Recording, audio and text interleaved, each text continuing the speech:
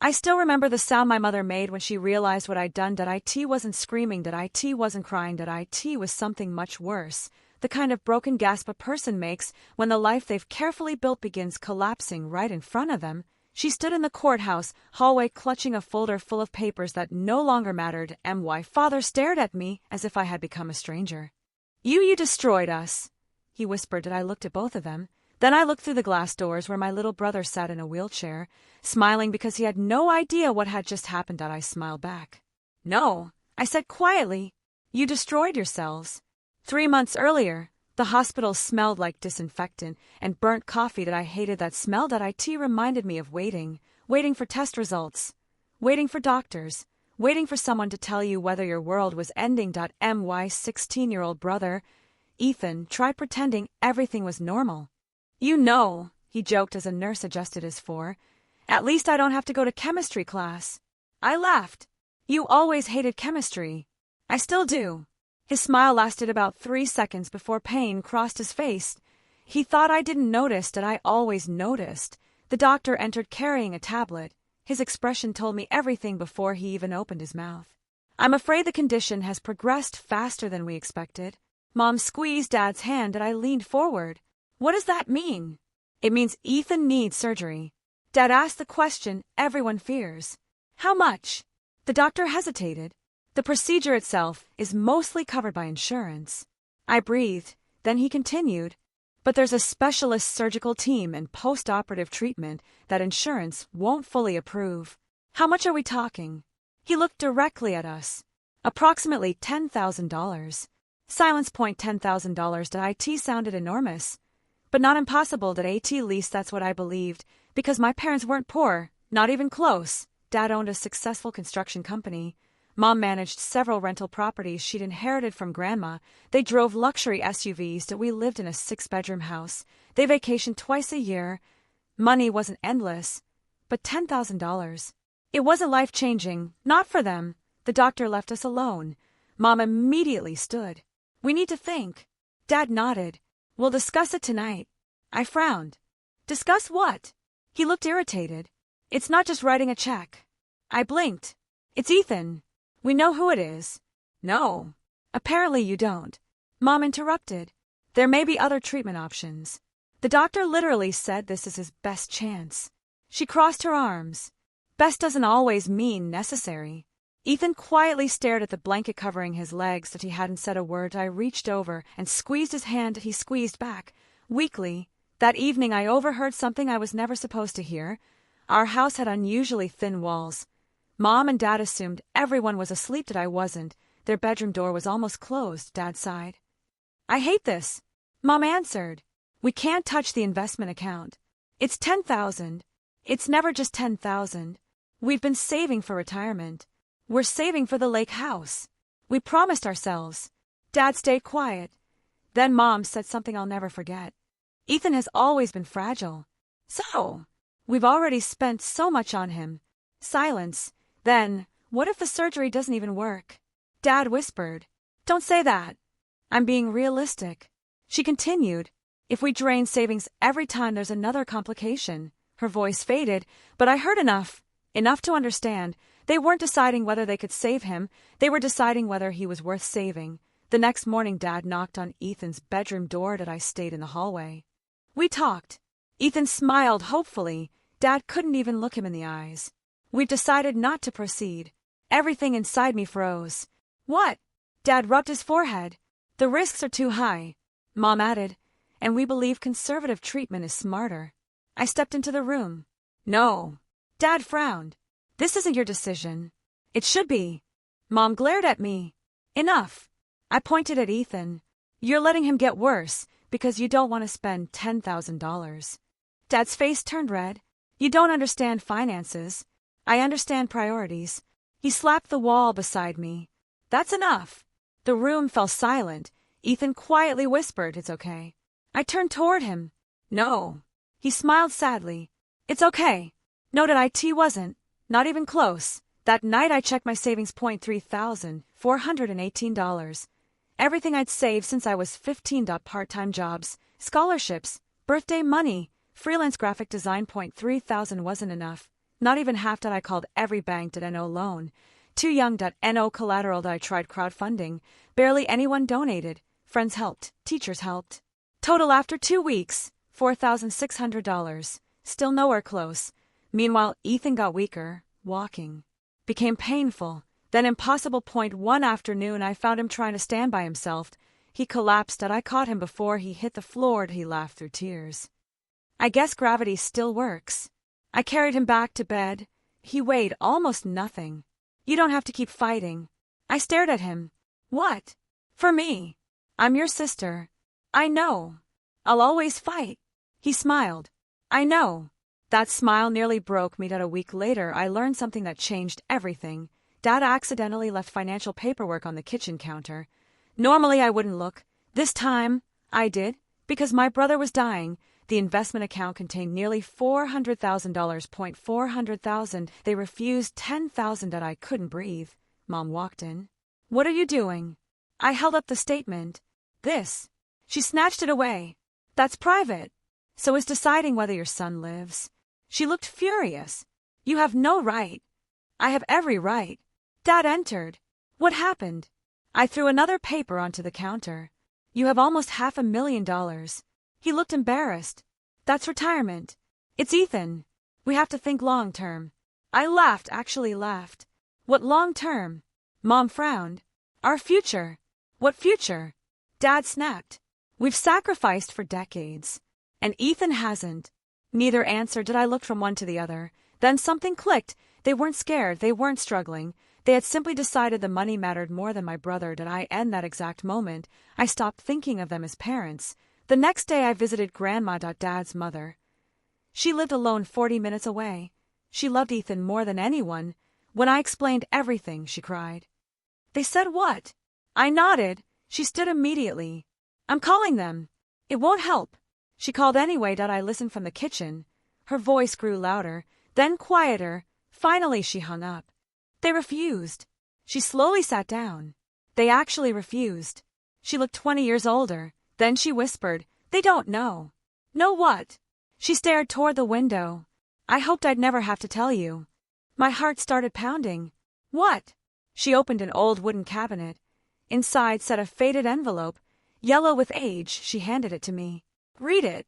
Inside was a handwritten letter. My grandfather's handwriting, addressed to my father. I only read the first few lines before realizing everything I believed about my family was a lie. My hand started shaking before I even finished the first page. The paper was yellowed with age, folded so many times that the creases looked ready to split.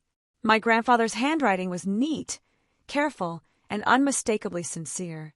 Michael, if you're reading this, it means I'm gone. I hope you'll remember one thing more than anything else I've ever taught you. Money is meant to protect family, not replace it. If you ever have to choose between your savings and your children, choose your children. Every single time. I looked up at Grandma. What is this? She swallowed hard. Keep reading. I did. The next paragraph made my stomach twist. The investment account I created isn't a reward for success. It's an emergency fund for the family. I know life can be cruel. Medical emergencies happen. Accidents happen. Promise me, you'll never value that account more than the people it was created to protect. I stared at the page. The investment account. Grandma nodded slowly. Your grandfather started it. I couldn't believe what I was hearing. He left instructions. Very specific instructions. So Dad knows. Oh, he knows. I felt sick. He just ignored them. Grandma looked away. I've asked myself that question for years. She poured us both tea, though neither of us touched it. When your grandfather was dying, she said quietly, he worried about only one thing. What? That money would change your father. It did. She sighed. It wasn't always like this. I wanted to believe her. I really did. But every memory I had suddenly looked different. Dad refusing to replace Ethan's broken wheelchair because the old one was still usable. Mom complaining every time Ethan needed another specialist appointment. The arguments about insurance. The comments about medical bills. The expensive vacations they somehow never canceled. It all fit together now. Grandma opened another drawer. There's something else. She handed me a small photo album. The first picture showed my father in his 20s, standing beside Grandpa at a construction site. Both of them were smiling. The next picture showed Dad holding baby Ethan. He looked genuinely happy. What happened? Grandma didn't answer immediately. Then she said something that stayed with me forever. Fear. What do you mean? When your grandfather died, your father became terrified of losing everything. So he started saving. He started worshipping money. That evening I drove home with the letter tucked inside my backpack. I wanted to throw it in my parents' faces. Instead, I waited. Because anger rarely changes people. Evidence sometimes does. The opportunity came sooner than I expected. Dad was sitting in his home office, reviewing financial reports. I knocked once.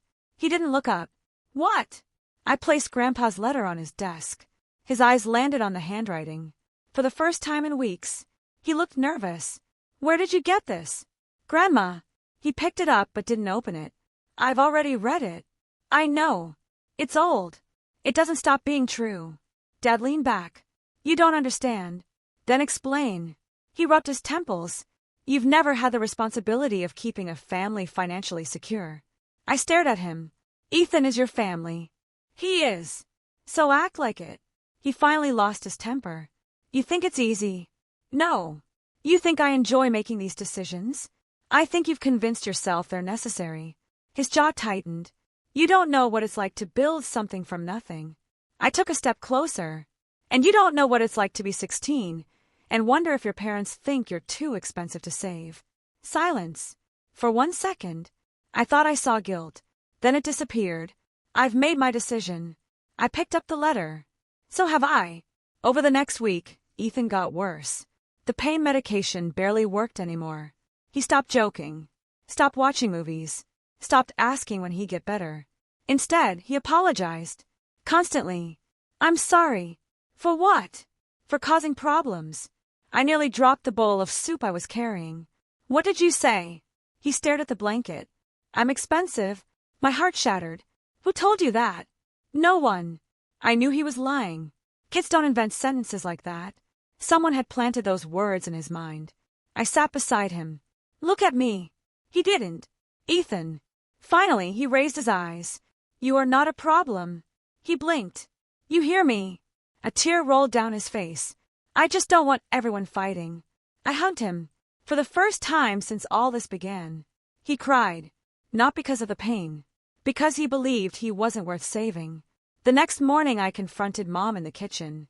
What did you tell him? She frowned. What are you talking about? You told Ethan he's expensive.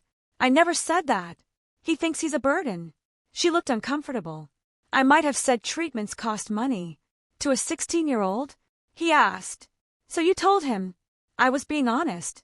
I slammed my hand on the counter. No. She flinched. You were making him feel guilty. Her expression hardened. You have no idea how stressful this has been. I laughed bitterly. For who? She crossed her arms. For everyone. No. I pointed toward the stairs. It's stressful for him. Then I pointed at myself. It's heartbreaking for me. Finally, I pointed at her. For you, it's inconvenient. She slapped me. Hard. The sound echoed through the kitchen. We both froze. She had never hit me before. Her own hand trembled. She couldn't finish. I picked up my keys. I'm done. I moved into Grandma's house that night. Ethan wanted to come too. Dad wouldn't allow it. He's staying here. I looked him straight in the eye. Why? He belongs with his parents. I almost laughed. Does he? Dad's face darkened. Leave. I will. I turned toward Ethan. I'll be back tomorrow. He nodded weakly. As I reached the front door, he quietly called my name. I looked back. I love you. I smiled through tears. I love you more. I had no idea those would be the last words he'd say to me for almost a week. 2 days later, my phone rang while I was grocery shopping. Unknown number. Hello. Is this Olivia Carter? Yes. This is County General Hospital. Every muscle in my body locked. What happened? Your brother collapsed at home. The grocery basket slipped from my hand. He what? He's stable, but the doctor would like you to come. I was already running. When I reached the emergency room, Dad was arguing with the surgeon. I told you we need approval. We've discussed this already. Mom was crying quietly in a chair. The surgeon noticed me first. Are you Olivia? Yes. He asked for you. Dad stepped in front of me. He's resting. The surgeon interrupted. No. He specifically requested his sister. Dad's shoulders dropped. I walked into the room. Ethan looked pale. Much paler than before. He smiled when he saw me. You came. Of course. He reached into the drawer beside his bed. I wanted you to have this. He handed me a folded notebook. My journal. I frowned. Why? In case. He couldn't finish. I refused to let him. No. If something happens, nothing's happening. He smiled sadly. You always lie when you're scared. I couldn't argue. Because he was right.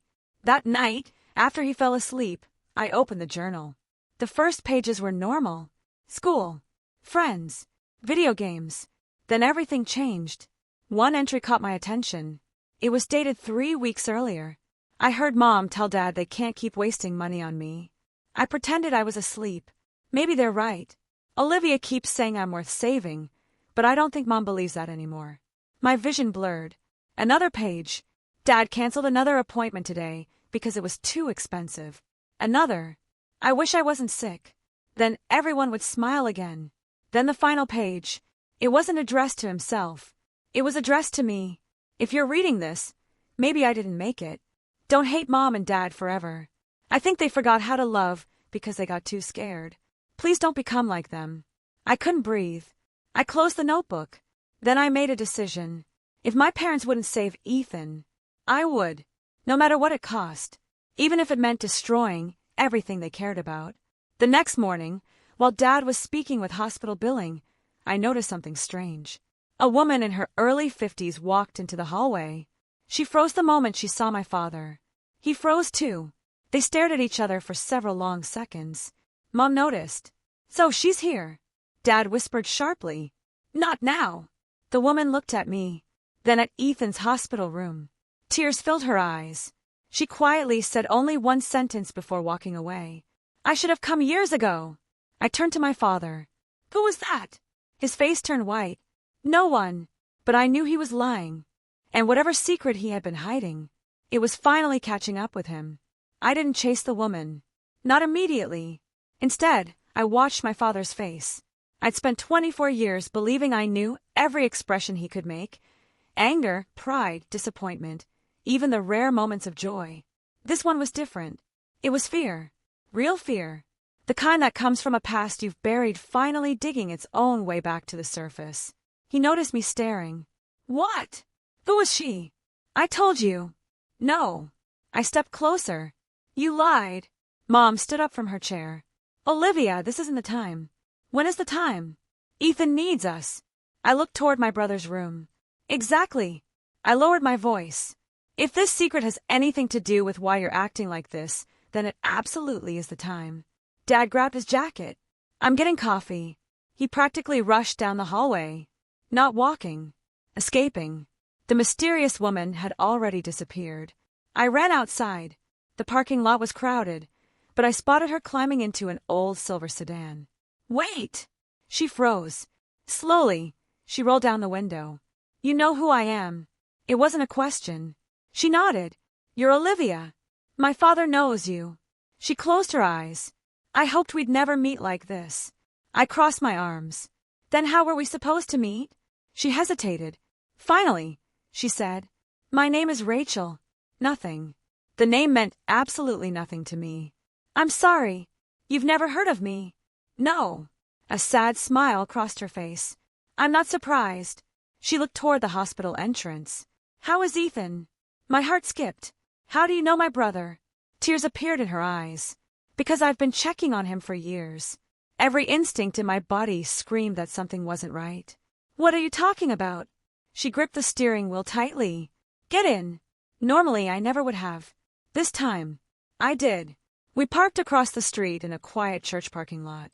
Neither of us spoke for nearly a minute. Finally, Rachel reached into her purse. She handed me a photograph.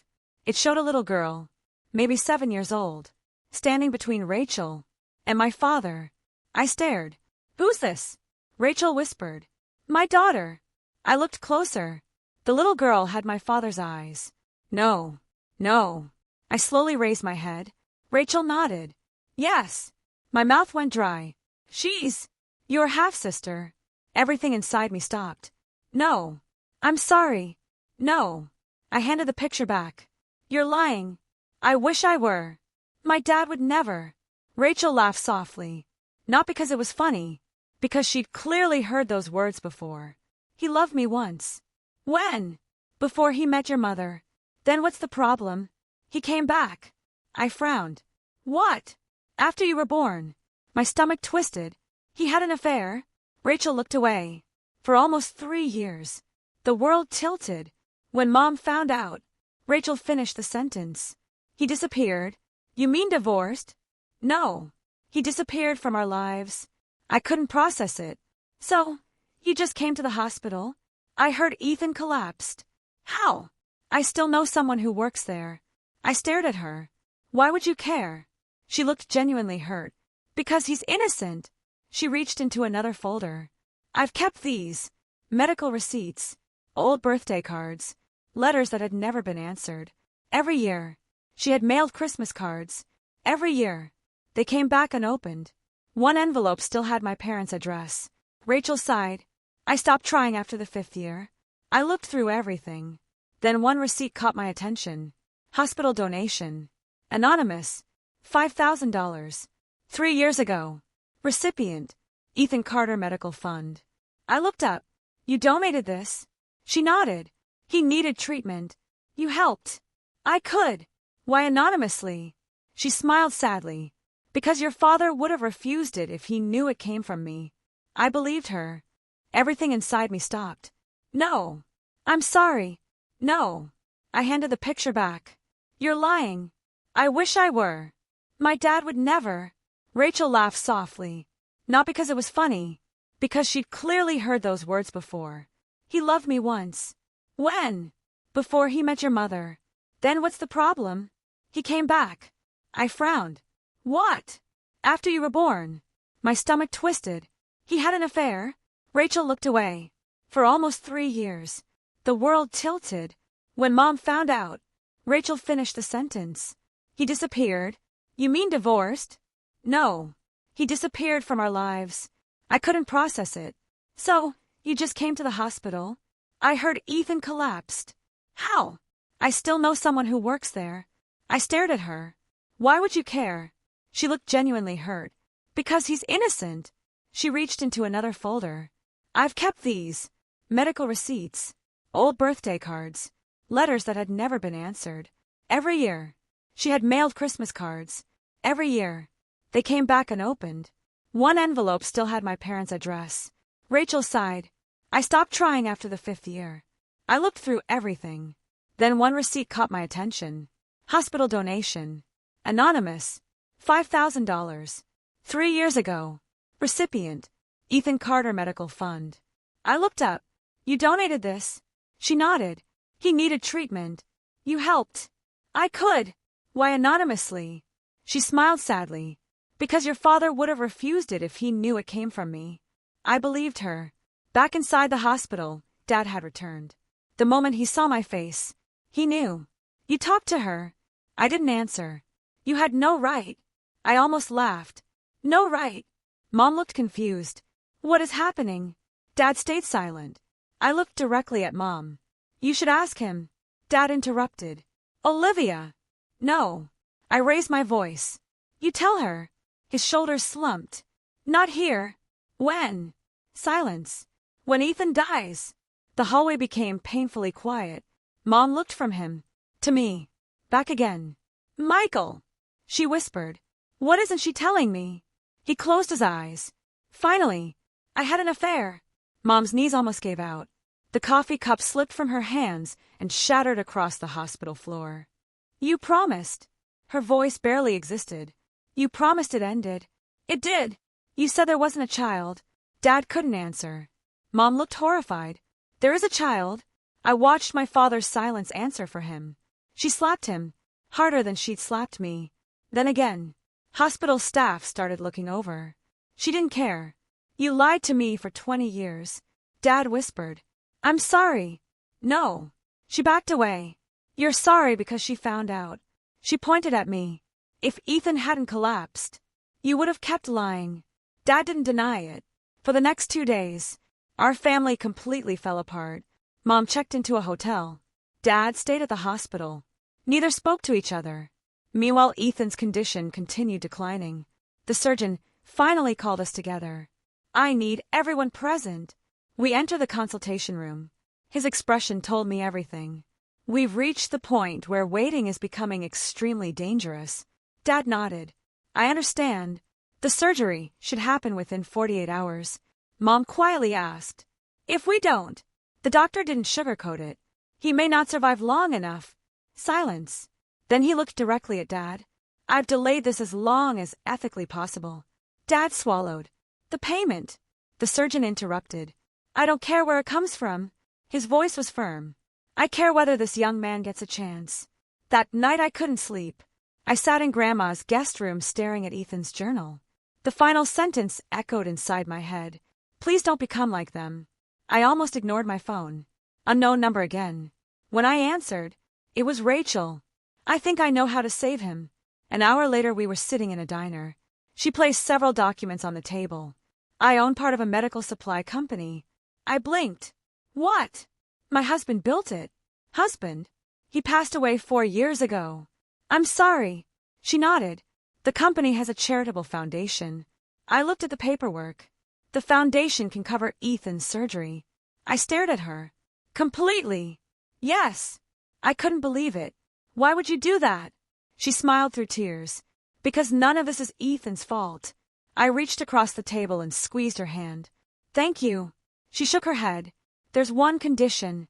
My heart sank. What?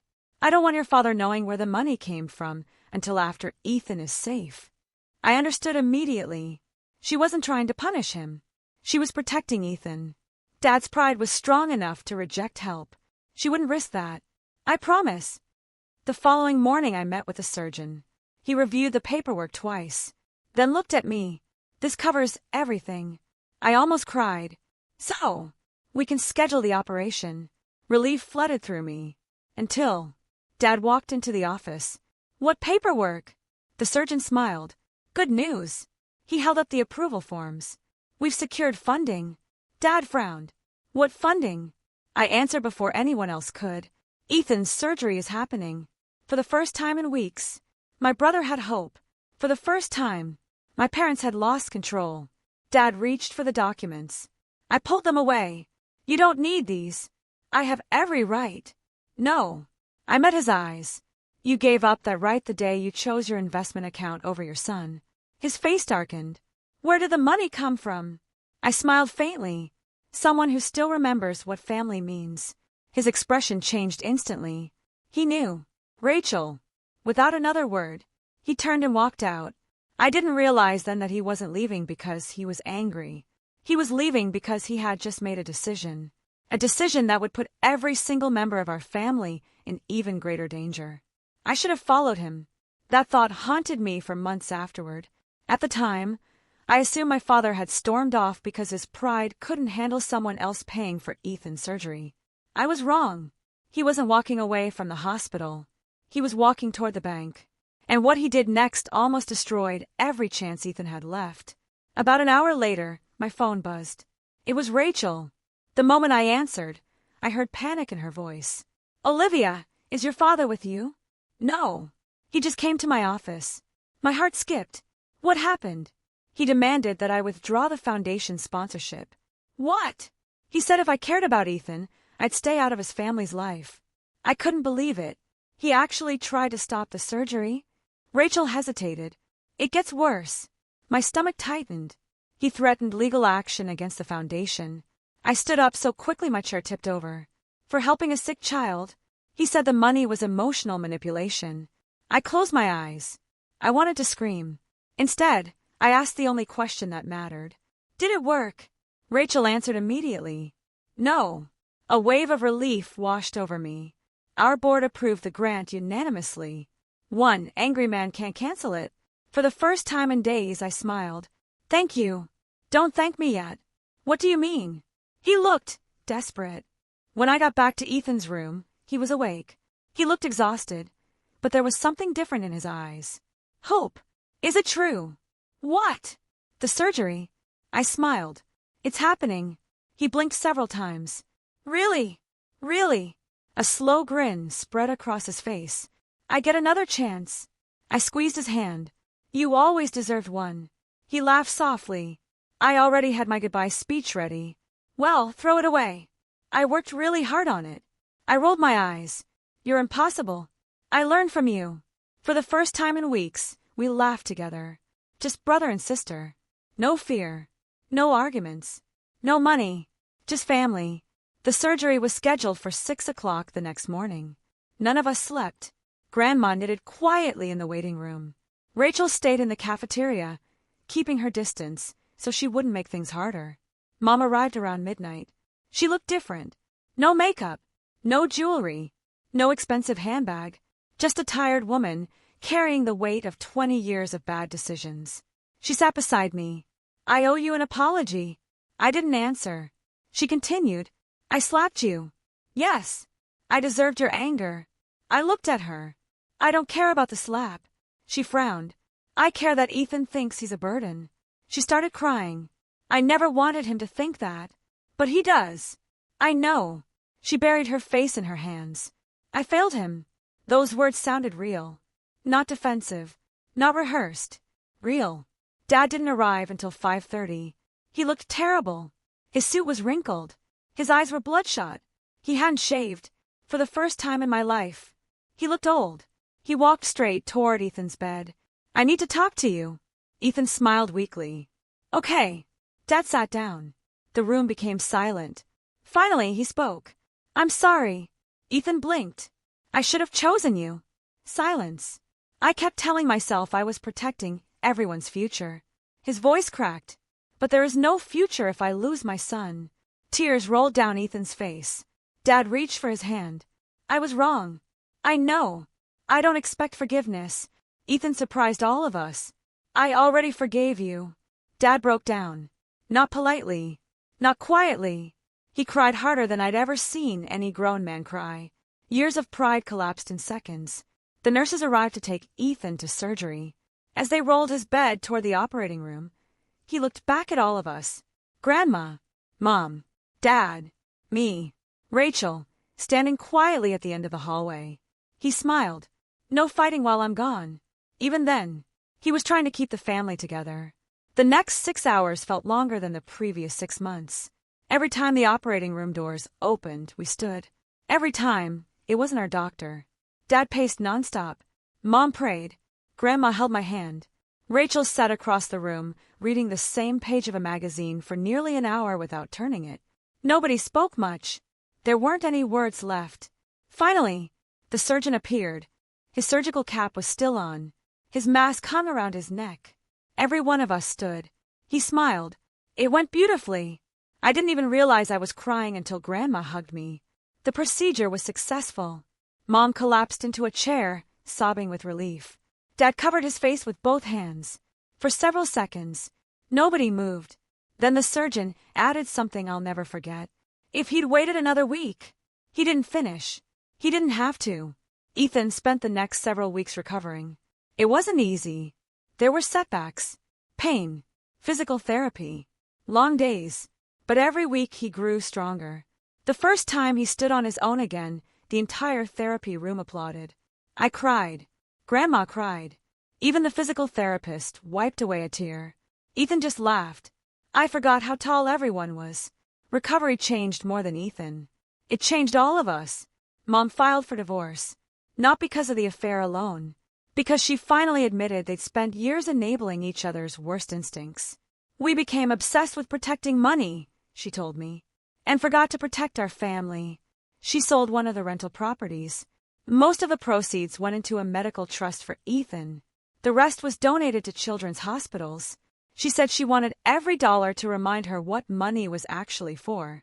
Dad did something I never expected. He sold the lake house lot he'd spent 15 years saving for. Then he emptied the investment account Grandpa had created. Not all of it. Just enough to establish a permanent charitable fund. He named it after Grandpa, the Thomas Carter Family Emergency Fund. Its purpose was simple: help families who couldn't afford life-saving medical care. When reporters asked why he'd done it, Dad answered with complete honesty. Because I almost lost my son over $10,000. There was still one person left. Rachel. 4 months, she stayed away. She said she didn't want to complicate Ethan's recovery. One afternoon, Ethan asked me something. Can I meet her? I smiled. You already know. He shrugged. Hospitals have thin walls. Of course they did. A week later we all met in Grandma's backyard. Rachel brought homemade cookies. She looked nervous. Then another car pulled into the driveway. A young woman stepped out. Dark hair. My father's eyes. My half-sister. Her name was Lily. She looked just as uncomfortable as the rest of us. Ethan broke the silence first. So, everyone looked at him. Does this mean I get another sister? Lily laughed. So I guess it does. Within minutes they were talking about movies and music like they'd known each other forever. Kids have a way of doing what adults overcomplicate. It took much longer for the rest of us. Dad apologized to Rachel. Not once. Not dramatically. Over and over again. For months. He never asked for another chance. He simply accepted responsibility. Rachel eventually forgave him. Not because he deserved it. Because carrying anger had become too heavy. They never got back together. That wasn't the point. Healing doesn't always mean restoring what was broken. Sometimes it means building something healthier from the pieces that remain. Almost a year later, Ethan asked me to go for a walk. An actual walk. No wheelchair. No cane. Just the two of us. Halfway through the park, he stopped. Remember when I gave you my journal? I do. I thought I was going to die. I looked at him. I know. He smiled. But I didn't. No. You know why? I answered immediately. Because a lot of people loved you. He shook his head. No. I frowned. You never stopped fighting. I laughed. I was stubborn. The world's luckiest kind of stubborn. A few months after that, I finally opened Grandpa's letter again. This time I read the last paragraph. The one I'd somehow skipped during all the chaos. It said, if my grandchildren ever read this, I hope they'll remember something your father may forget. Wealth isn't measured by what stays in your account. It's measured by who still stands beside your bed when everything else is gone. I folded the letter carefully and slipped it back into the envelope. Grandpa had been right. In the end, the $10,000 didn't define our family. The choice did. My parents had chosen money. Then they lost almost everything. When they finally chose people instead, they discovered they still had something worth saving. And every time I see Ethan running across Grandma's backyard with Lily laughing beside him, I remember the day my parents refused to spend $10,000. They thought they were protecting their future. Instead, they nearly buried it. The greatest revenge I could have taken wasn't destroying them. It was forcing them to face the people they had become. Because guilt lasts longer than punishment, and redemption only begins the moment someone stops making excuses. My parents begged for forgiveness, not because I demanded it, because for the first time in their lives, they finally understood what forgiveness was worth.